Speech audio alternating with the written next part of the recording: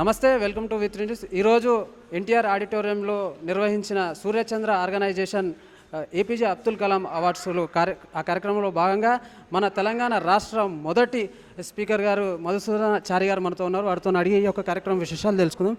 నమస్కారం సార్, ఈ యొక్క కార్యక్రమానికి మీరు ముఖ్య అతిథిగా వచ్చారు, ఎలా అనిపిస్తుంది? సూర్యచంద్ర గారు ఏపీజే అబ్దుల్ కలాం గారి పేరిట ఒక గొప్ప చక్కటి కార్యక్రమాన్ని నిర్వహించి వివిధ రంగాల్లో అద్భుతమైనటువంటి నైపుణ్యాన్ని ప్రదర్శించినటువంటి వారికి అవార్డులు ఇవ్వడం అనేది వారికి ఉన్నటువంటి ఈ సమాజం పట్ల ఉన్నటువంటి గౌరవానికి నిబద్ధతకు నిదర్శనం.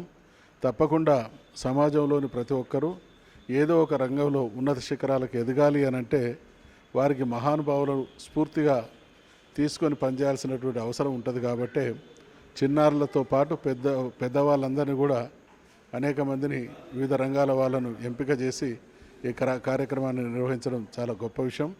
నిజంగా ఇదొక స్ఫూర్తి దినం. ఈరోజు అవార్డు అందుకున్నటువంటి వాళ్ళకు కావచ్చు, ఈ కార్యక్రమాన్ని చూడడానికి వచ్చేసినటువంటి వాళ్ళకు కావచ్చు, నిర్వాహకులకు కావచ్చు, ఇదొక స్ఫూర్తి. అంటే మనం కూడా కలాం గారికి ఉండేటువంటి ఆ స్పృహ, అటువంటి జ్ఞానంలో 1% కూడా అలవర్చుకున్న అద్భుతమైనటువంటి భారతాన్ని ఆవిష్కరించవచ్చు. కాబట్టి తప్పకుండా మేము కూడా ఈ కార్యక్రమం ద్వారా కొంత స్ఫూర్తి పొందడం.